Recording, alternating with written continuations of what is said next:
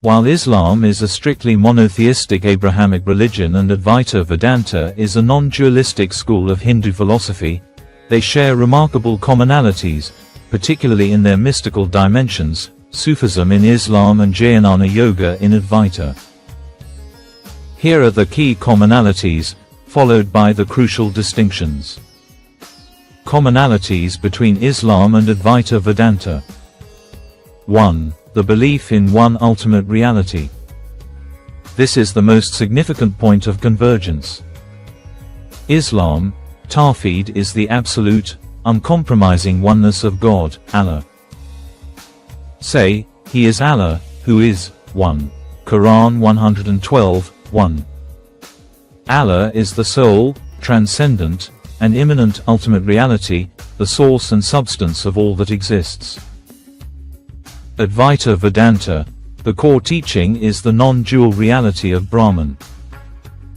There is only one, undivided, absolute reality without a second. Brahman is alone, one without a second. Chandogya Upanishad 6:2-1. Both systems vehemently reject polytheism and any ultimate duality.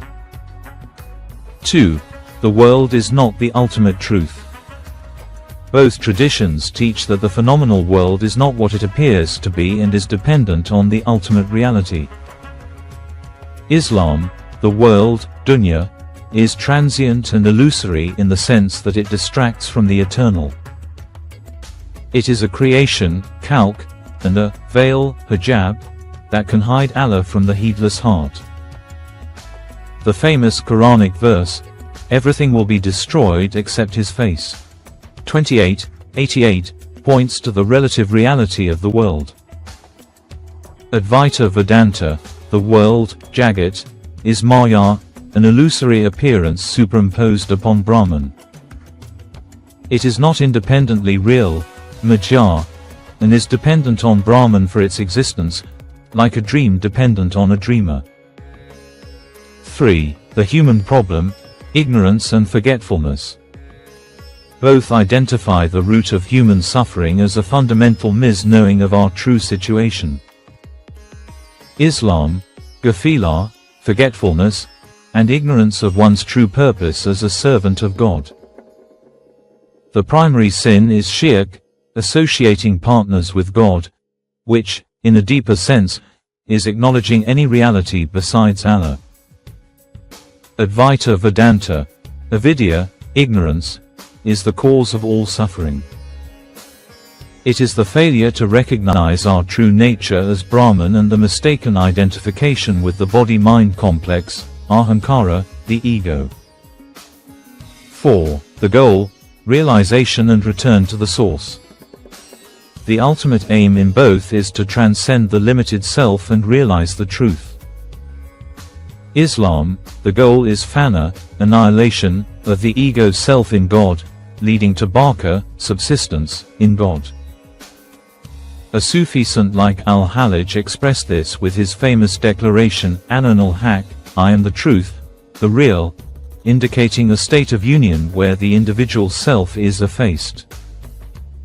Advaita Vedanta, the goal is moksha, liberation, which is the direct realization, jnana, that one's true self, Atman, is identical to the ultimate reality, Brahman.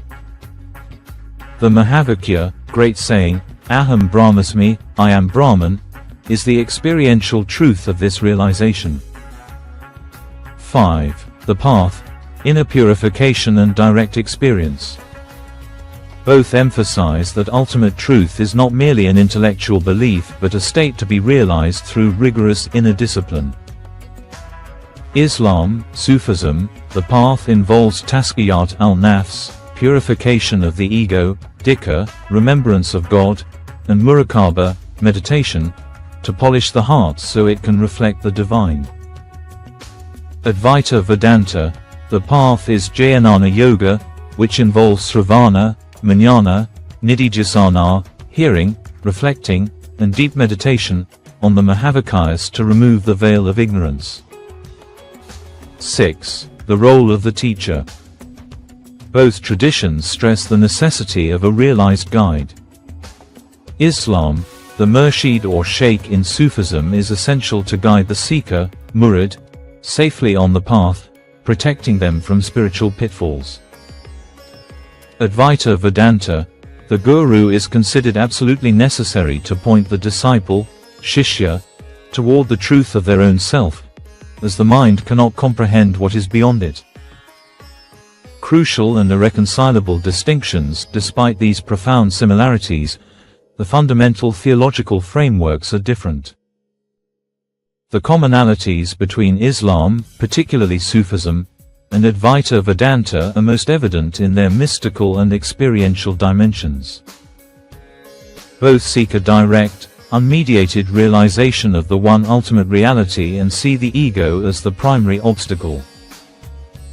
However, the theological and philosophical foundations are fundamentally different. Islam maintains an eternal distinction between the creator and the created, while Advaita Vedanta asserts their ultimate identity. A Sufi seeks union with God, while a Jainani seeks the realization that they are Brahman. In the words of the great Sufi Ibn Arabi, who navigated these depths, the relationship can be seen as a paradox: he, not he, hawa la hawa. From one perspective, only God is. From another, the distinction remains.